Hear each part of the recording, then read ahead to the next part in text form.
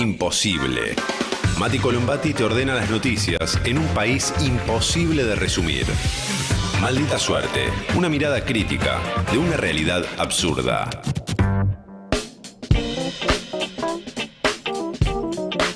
Y ahí va, martes 22 de abril, vamos a repasar las noticias más importantes del día. Mucho todavía, por supuesto, y corresponde, sobre el Papa Francisco. El funeral va a ser el sábado en Plaza de Mayo, varias misas. ¿Qué dije en Plaza de Mayo? No, Plaza San Pedro. Estaría buena que sea Plaza de Mayo. Plaza de Mayo, que se vengan todos para acá. Que pudiéramos ir todos ahí, como te acordás de lo del Diego. Como lo del Claro. Diego. Como lo del Diego. Que tampoco fue porque fue pandemia, pero bueno. Exactamente. Pero ya fue Bueno, medio el ahí fin de la pandemia. se descontrola un poquito. Fue el día del fin de la pandemia, ¿no? Sí. Todos a la calle. Hasta todos. acá llegó Alberto. Exactamente. De todas formas va a haber también el sábado a la misma hora una misa en la Catedral Metropolitana, acompañando el rito que se va a hacer en Roma. Así que algo en Plaza de Mayo, en la zona de Plaza de Mayo también va a haber. Bueno, ya hubo misas en los barrios populares para despedir a Francisco en las últimas horas. Vamos a repasar algunas. También, mientras tanto y por fuera de esto, Caputo viaja a Estados Unidos para reunirse con el Fondo Monetario Internacional y con el Banco Mundial. Y hay tensión, hay tensión. La Unión Obrera Metalúrgica anunció paros escalonados de metalúrgicos. Los docentes universitarios también están convocando a un paro para este miércoles. Hay un escándalo en San Lorenzo, justo San Lorenzo. Justo San Lorenzo. Sí, tremendo. Menos mal que no llegó a verlo. Una cámara oculta, coimas, dólares que se meten adentro del saco y un funcionario del Gobierno Nacional de la Jefatura No de me Gabinete diga. involucrado y despedido ya muy rápidamente. Muy bien. Y también las últimas novedades del mundo. Todo eso mientras dejan un like, un comentario y arrancamos a resumir. El Vaticano difundió las primeras imágenes del féretro del sumo pontífice de Francisco y confirmó el día del funeral. Finalmente va a ser el sábado. Las imágenes lo muestran dentro de un ataúd de madera en la capilla de en lo que fue su residencia de Santa Marta.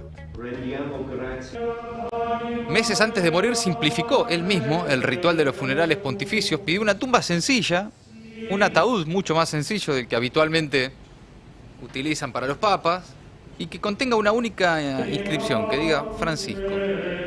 En su testamento, que se conoció hora después de su muerte, el Papa Francisco expresó su voluntad de ser enterrado en una capilla en la Basílica Romana de Santa María la Mayor y en una tumba sencilla, contrario a lo que habían hecho hasta ahora todos los papas, ¿no?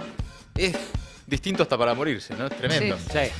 El Vaticano reveló a quien le agradeció el Papa antes de morir. En las últimas horas contó ahí de las últimas palabras de Francisco. Gracias por traerme de vuelta a la plaza, le dijo Francisco a uno de los asistentes, uno de los que estuvo con él permanentemente en las últimas horas. La agencia de noticias del Vaticano informó hace instantes que Francisco no sufrió, todo sucedió rápidamente, dicen quienes estuvieron a su lado en esos últimos momentos. Una muerte discreta, casi repentina, sin largas esperas ni demasiado clamor para un papa que siempre había mantenido su salud en gran secreto.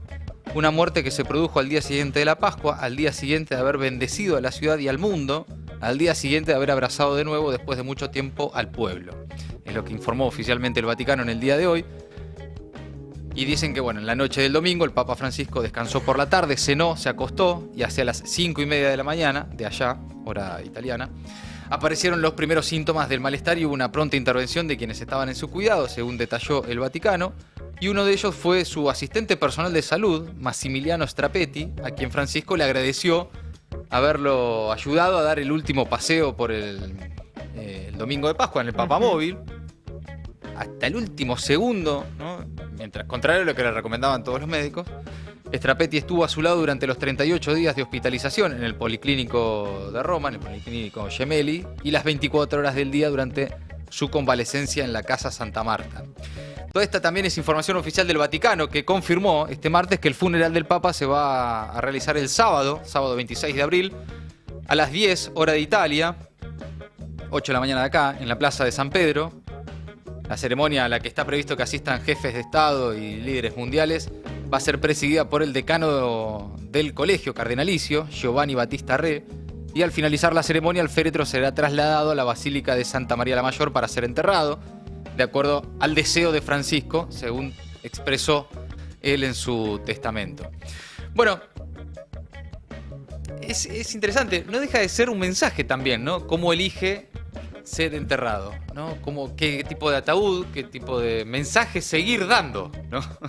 Una vez fallecido, dice el testamento con respecto al sepulcro que él debe estar en la tierra, en un ataúd sencillo, sin decoración particular y con una única inscripción que diga Franciscus. Y ahí, en ese sentido, lejos de el ataúd triple que tenían los papas anteriores, en este caso eligió algo normal como cualquier persona en el mundo, ¿no?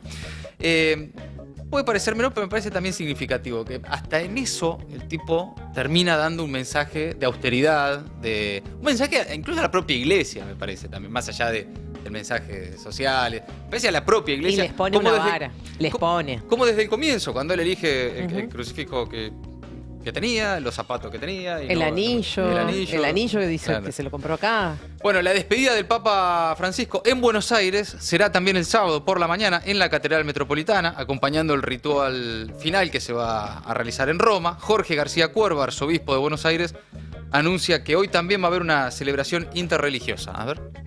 Habla Jorge García Cuerva. Gracias por acompañar a nuestra gente aquí en la catedral. Como sabemos, esta es la catedral en la que el Papa Francisco fue el cardenal Bergoglio, fue arzobispo de Buenos Aires desde 1998 hasta el día que partió para el cónclave en Roma en el 2013. Así que es un lugar de oración, indudablemente, es un lugar en el que la gente viene y bueno, y también vienen ustedes y estamos rezando. Hoy la catedral permanecerá abierta como todos estos días. Ahora la primera misa la celebra uno de los obispos auxiliares, Monseñor Canabó, a las 8:30, y después a las 4 vamos a hacer una celebración interreligiosa, que no es una misa, sino es una celebración interreligiosa con referentes de otros credos. Ustedes saben que para el Papa Francisco siempre fue un tema muy sensible el tema del diálogo interreligioso, y después yo presido la Eucaristía de las 17:30 aquí en la catedral. ¿A las 4 de la tarde esperan a funcionarios del gobierno? No sabemos todavía. Yo recién estoy llegando. Ustedes saben, yo vivo en Flores, también ahí cerquita donde vivía el Papa. Pero están invitados. Y están invitados. Ahora entro, tendré reuniones y veremos cómo se organiza el día de hoy. Y seguramente lo que será la misa oficial, que será el sábado por la mañana, acompañando el rito de exequias final que se hará en Roma, sabemos, a la mañana también del sábado. Roma? No, en principio no. Me parece que, por un lado, alguna vez lo había hablado con él este tema y él me decía que no teníamos que viajar, que teníamos que ahorrar. ¿Se acuerdan? Cuando lo eligieron no quería que viajáramos tampoco. Y por otro lado, porque me parece que como arzobispo de Buenos Aires, pensando qué haría él en mi lugar, él se quedaría a acompañar a la gente, rezar acá con el pueblo de Buenos Aires y en esta catedral que ha sido tan importante para él. Bueno, ahí estaba García Cuerva esta mañana ahí también en la Catedral Metropolitana. Misma línea. Misma línea, ¿no? Sí. Claro, obviamente. Obvio. Bueno, Milei va a viajar, va a asistir a los funerales de Francisco en Roma este sábado. Va a acompañar también parte de su gabinete, como muchos de los presidentes del mundo y líderes incluso no solo jefes de Estado, sino líderes de distintas religiones. Me parece que eso va a suceder. Muchos también por estas horas decían, ¿qué tiene que ir a hacer Milei allá? Bueno, va como presidente argentino, ¿viste? No será el presidente argentino que más nos guste, sí, pero hay una cuestión protocolar y de todos los viajes que ha hecho Milei a distintas partes del mundo, por lo menos tiene sentido. Sí, ¿no? claro. Tiene un sentido. La verdad que es de los pocos viajes que uno dice, bueno, está bien.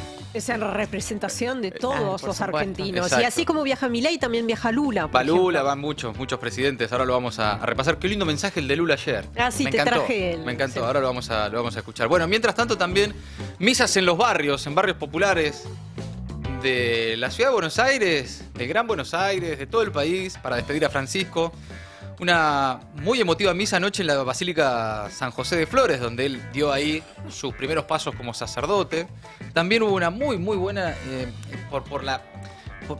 por el mensaje, por la energía que había ahí del padre Toto de Bedia en la 31. Sí, ahí en Barracas. En Barracas. Y multitudinarias misas en villas de todo el país, ¿no? Eso estaba sucediendo. Y también lo hablé con algunos curas de Opción por los Pobres y curas villeros en las últimas horas. Y todos me expresaban el dolor que había en esos barrios por la partida de Francisco. Yo creo que ahí también, sobre todo para los superados de estas horas que dicen, ay, basta ya del Papa, ¿quién es? Bueno, ya es uno más. Mirá, que te lloren los pobres no es para cualquiera, ¿eh? Que te llore el pueblo no es para cualquiera. No es para un personaje más en la historia argentina. Irse con el dolor, el llanto, la emoción y el agradecimiento del pueblo pobre argentino. No es para cualquiera, no cualquiera lo logra. Y mucho menos alguien que no necesariamente se dedicaba a la política tradicional, ¿no? Que por ahí, bueno, qué sé yo. Ahí hay que encontrar, por eso digo, en Francisco, algo más que alguien de la iglesia, un guía espiritual. Acá había un liderazgo político, pero además una comprensión de lo que pasaba en los barrios populares de acá, porque además los recorrió antes de ser papa, pero en el mundo entero. Que sean los pobres los que están llorando a este tipo, y no las cúpulas eclesiásticas necesariamente de la iglesia tradicional, habla mucho de la altura histórica de Francisco. Digo por esto porque hay muchos, ya estoy, basta, ya basta con el Papa. Van 2 días de que se murió, menos, 1 día y pico de que se murió el argentino más importante de la historia. Digo, por ahí, qué sé yo, pongan Luzu si están aburridos de hablar de política, claro, ¿no? Y de hablar de interpretación si no va popular. Lali, nadie se entera. Claro. Que pasó eso literal. Exactamente. Bueno, mientras tanto también testimonios. Por ejemplo, escuchen, en la Basílica ahí de Flores, hoy murió papá, hoy los pobres quedamos guachos, dice una persona. Escucha. No, papá, hoy quedamos guachos, los pobres quedamos guachos. Él a nivel mundial es el único que nos defendía. Y Dios quiera que su sucesor continúe con la línea de él. Están aplaudiendo, evidentemente ha terminado. Por ahí está el mensaje. Como esos varios, es como representativo, pero esa era la sensación, ese era el sentimiento, ese era el mensaje más transmitido por quienes participaron de estas misas en las últimas horas. Bueno, después, ya yendo a lo más chiquito políticamente, mundano. Más mundano, a lo más terrenal de la política, ¿no? De vuelta a la rosca y al barro, abucharon a Victoria Villarruel después de la misa en homenaje al Papa Francisco, ahí en Flores. Es una falta de respeto, le gritaban, bueno. Después Jorge García Cuerva, que era el que estaba a cargo de esa misa, dijo, bueno, no entendieron nada del mensaje de Francisco. Sí, un poco sí. Había algo de eso, pero bueno. Sí. Algunos cantitos en la puerta de la iglesia de San José de Flores, un grupo ahí. Mientras tanto, se postergaron hoy en la Cámara de Diputados las interpelaciones por el caso Libra. Finalmente no tienen que ir Guillermo Francos, Libarona, Caputo y Roberto Silva. Distintas fuerzas se pusieron de acuerdo. Eduardo Valdés fue incluso el que propuso la idea de postergar esto y hacer una sesión especial en homenaje al Papa Francisco. También ATE, la Asociación de Trabajadores del Estado, se sumó al duelo por el fallecimiento del Papa y suspendió las protestas en todos los organismos estatales previstas para hoy. Cambiamos de tema. Caputo viaja a Estados Unidos para reunirse con el Fondo Monetario Internacional y el Banco Mundial. Y están informando por estas horas que en caso de que sea necesario, va a haber un respaldo directo del Tesoro de los Estados Unidos, finalmente. En caso de que sea necesario, lo acaba de comunicar Milei en sus redes sociales. ¿Y por qué sería necesario si todo marcha según el plan? Por la duda de que el plan no marche como estaba previsto. Tan acorde. Mira, hay un tuit a esta hora de Santiago Oría que dice: apoyo total de Estados Unidos a la Argentina. Este es el alineamiento correcto en relaciones internacionales, no la cuqueada de ser amigos de todos los dictadores suros y los terroristas del mundo. A lo que cita Milei ese tuit y dice: me parece a mí o es un buen momento para revisar los dimes y diretes de los periodistas operadores mentirosos y los econochantas sobre mis viajes y visitas, dice. Espero sus respuestas, chao, dice el presidente, en lo que es una confirmación de que luego de la visita de Bessent a la Argentina la semana pasada, está el Tesoro de los Estados Unidos dispuesto, en caso de que sea necesario, en dar una línea de asistencia directa, ¿no? Gobierno a gobierno. Bueno, mientras tanto, luego de firmarse el nuevo programa, el Fondo Monetario Internacional mejoró sus proyecciones para la Argentina al pronosticar una menor inflación para 2025 y anticipar un mayor crecimiento. Vamos a ver si la pega el fondo con esto. Sin embargo, admite que van a faltar dólares, ya que pasó a considerar que el país tendrá una balanza de cuenta corriente negativa tanto en 2025 como en 2026.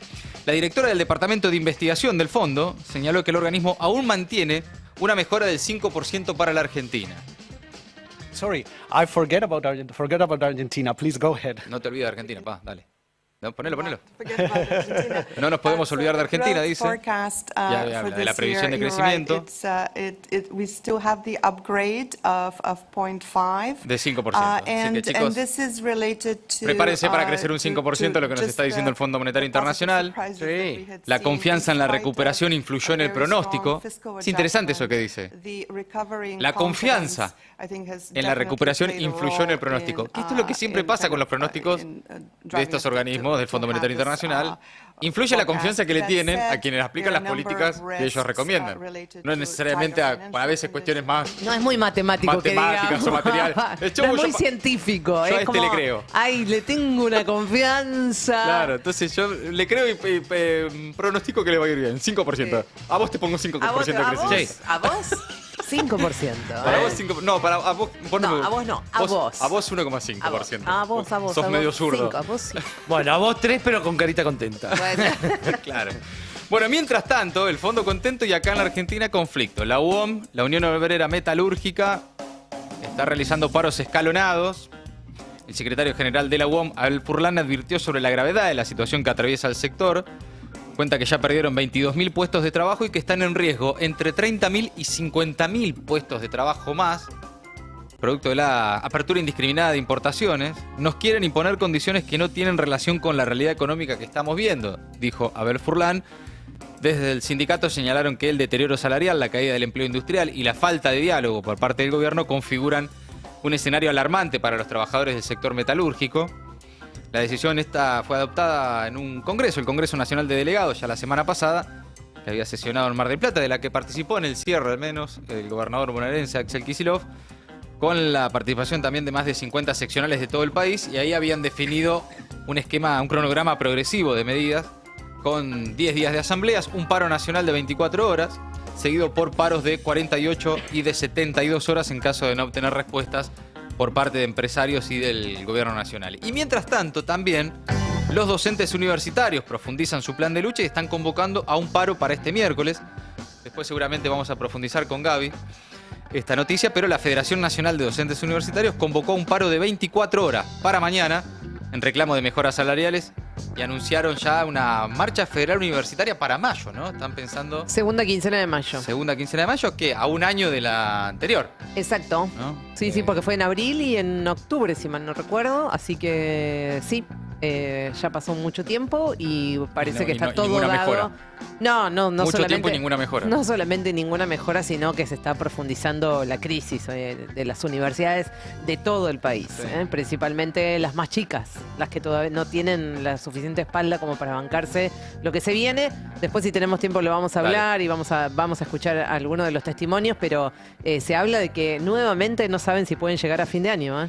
Otra vez, ¿no? Además el costo, no solo el tema salarial, sino el costo operativo de las universidades. De las universidades. Estamos de vuelta ahí, ¿no? En el mismo lugar. Exacto, el juego de la boca. Y te sumo un dato, sí. ¿No? Hace no tanto, me parece que fue en el programa de Mariano Martín, salió el rector de una universidad, creo no sé si era de La Plata, estoy muy impreciso, pero lo importante era que era un rector de una universidad diciendo al aire hace 2 meses, nunca hicieron ninguna auditoría acá. Claro, nunca ni siquiera auditaron, que era la excusa inicial para dejar de enviar fondos. Sí. Bueno, acá lo hemos conversado en más de una oportunidad. Las auditorías son una excusa para ajustar, no es que realmente estaban muy interesados en auditar a las universidades. Era la excusa del gobierno, era el caballito de batalla de que ¿qué les pasa que no se dejan auditar? ¿Por qué? ¿Qué ocultan? O sea, ni siquiera auditaron. Claro, pero ni siquiera hicieron la pantomima. Mandame los papeles, ¿viste? ¿No? Mandá un par a buscar carpetas. Claro, algo. Aunque sea, ¿no? Algo. Claro. Bueno, también se va a llevar adelante entonces un paro sin asistencia en los lugares de trabajo este miércoles. Ya parte de un plan general de lucha. Se van a sumar a la marcha del 30 de la CGT y también están convocando a movilizar con los jubilados este miércoles. Cambiamos de tema. Atención con esto. Escándalo en San Lorenzo. 2 noticias. Sí.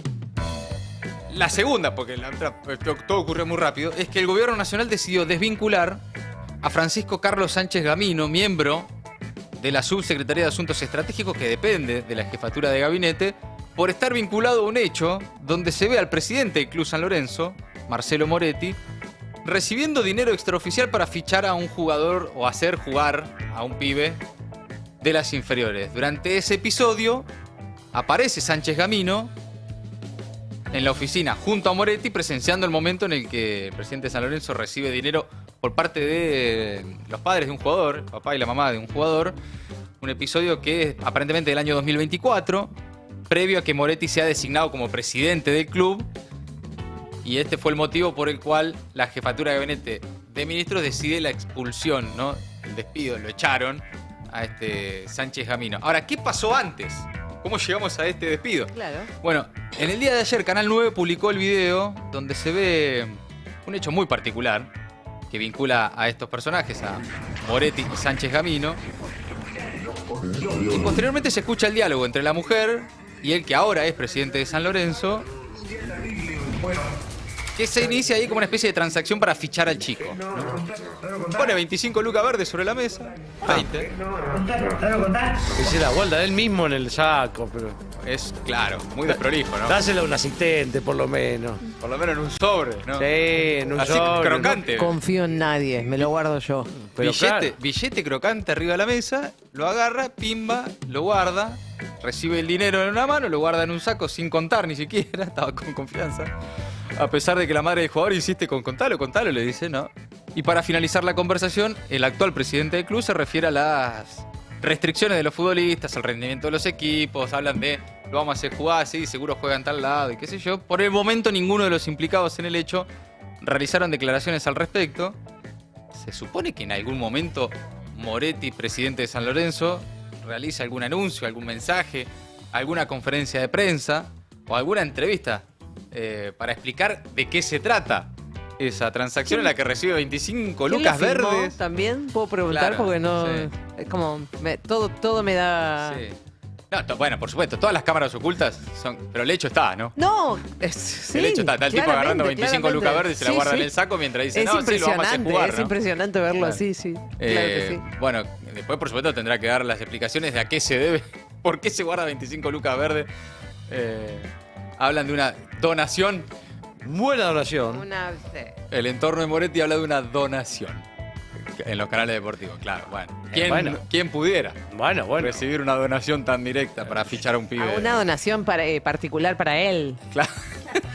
Sí, no Porque sé. si no era presidente del club. Todavía. Bueno, muy celoso de la guita de las donaciones, ¿viste? Puede pasar cualquier cosa, está pero bien. es una buena pregunta. Si es una donación a quién? Ahí, ¿Al claro. club? ¿A la institución? ¿Está sentado? Supuestamente al club. Bueno, está sentado. Eso en Claro. algunos es muy fácil de Las donaciones por lo general. dilucidar. Las donaciones por lo general se registran. No, por eso digo. Salvo sí es. algunas que, bueno, hay fundaciones, cositas que pasan. Sí, claro. Que un poquito más, Bueno, pero por más eso. informales, digamos, ¿no? Bueno, pero por eso, la verdad que estoy muy de prolijo también, digo. Muy de prolijo. Una agrupación, una asociación, alguien que acerque Sí. algo un poco más lavadito. Veremos si hay novedades con esto, pero ya tenía algún tipo de implicancias políticas. Se quedó sin laburo un funcionario del gobierno, de la jefatura de gabinete, que supongo que también tendrá que dar explicaciones en algún momento. No creo que alcance simplemente con echarlo, ¿no? Claro. Bien, hasta ahí las últimas novedades en la Argentina.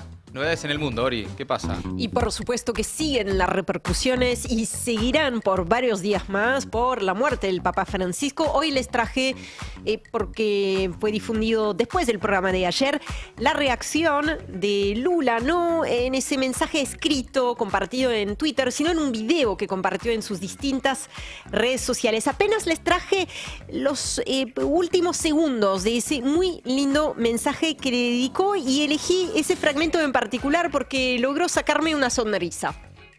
Minhas amigas e meus amigos, embora o dia de hoje esteja de muita tristeza, vamos nos lembrar para sempre da alegria do Papa Francisco. Habla Lula frente do a sorriso cámara que iluminava a tudo e a todos. en un traje O muy entusiasmo pela sobrio, con vida, corbata o bom humor, o otimismo, y camisa a paixão blanca. pelo futebol, qualidade que fazia dele o mais acorde con brasileiro las dos circunstancias, ¿no? Lula, que estará Na sua viajando, bênção de él también. despedida no domingo de Páscoa, pediu para voltarmos a ter sábado, a Roma. esperança de que a paz é Amigos possível. míos, Francisco aunque hoy fue un esté papa muy de triste, esperanza y su aunque hoy despedida. sea un día muy Renovó triste, aquella siempre noche recordaremos la alegría del Papa Francisco, la sonrisa que iluminaba todo y a todos, su entusiasmo por la vida, su buen humor, su optimismo y su pasión por el fútbol.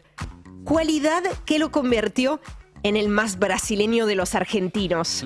Y así termina ese mensaje muy fraternal. Lula, que también muy lindo dijo, el mensaje, es muy lindo. Dura casi 3 minutos, lo pueden ir a ver completo después. Se le entiende, además no hace falta, pero es esperanzador, ¿viste? Que decís, bueno, tal cual, me pareció lindo para compartir. En algún otro tramo de ese mensaje dice que Francisco fue el Papa para todos, pero especialmente para los excluidos, los más pobres, los agraviados, los inmigrantes, los que no tienen voz, las víctimas del hambre y el abandono. Bueno, cambiamos de tema, pero ya van a ver que vamos de una manera u otra a volver al Papa Francisco. Cambiamos de tema entonces. En la televisión se suelen ver comerciales de todo tipo, ¿estamos de acuerdo? En todas las televisiones del mundo se suelen ver comerciales de todo tipo, publicidades, spot, ¿no? Claro. Pero no es habitual que en medio del corte publicitario de un partido de fútbol, una telenovela o incluso la cobertura por la muerte del Papa Francisco aparezcan spots elaborados por un gobierno extranjero con un tono amenazante. Ajá. Esto es lo que viene ocurriendo en México desde el 1 de abril, cuando comenzaron a emitirse en los programas y horarios de mayor audiencia de Televisa, así se dice, y otros canales también, anuncios en los que aparece la secretaria de Seguridad Nacional de Estados Unidos, Kristi Noem, advirtiendo sobre las consecuencias de intentar ingresar ilegalmente al país.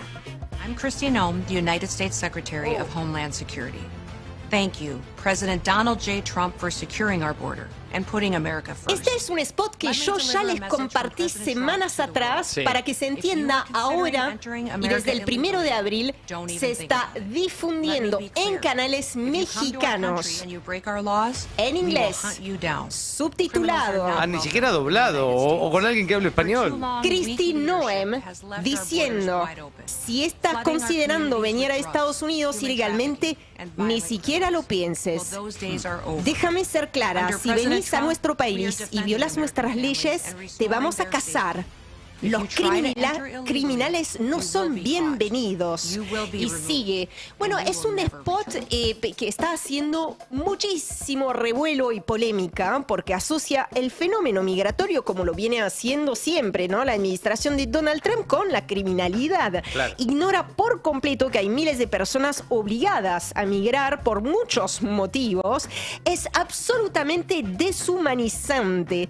En su conferencia matutina del lunes, Claudia Sheinbaum, la presidenta mexicana, mencionó una suerte, digamos, de laguna o de vacío legal, una norma anulada en 2014 durante el gobierno de Peña Nieto, Enrique Peña Nieto, el expresidente, y que prohibía justamente a gobiernos extranjeros difundir contenidos publicitarios en México. Entonces, la presidenta anticipó que van a presentar ahora en las próximas horas o próximos días al Congreso la modificación de la Ley Federal de Telecomunicaciones y Radiodifusión para justamente volver a implementar esas restricciones. Y fíjense cómo son las cosas. Este 21 de abril, fecha en que se conmemora la ocupación estadounidense de Veracruz, Claudia Sheinbaum publicó el siguiente mensaje: México es un país grandioso, libre, independiente y soberano. Tenemos historia y un pueblo extraordinario. No somos protectorado ni colonia de nadie. Recordamos a cadetes y oficiales que dieron la vida por defender la patria contra la invasión estadounidense en 1914. Unas palabras obviamente que cobran especial relevancia en ese contexto. Para cerrar, entonces, les propongo que recordemos cuando en 2016 el Papa Francisco estuvo en Ciudad Juárez. Celebró entonces una misa binacional ante cientos de miles de fieles a tan solo unos pocos metros de la frontera con Estados Unidos, y dijo entonces lo siguiente: un paso, un camino cargado de terribles injusticias, esclavizados, secuestrados, extorsionados.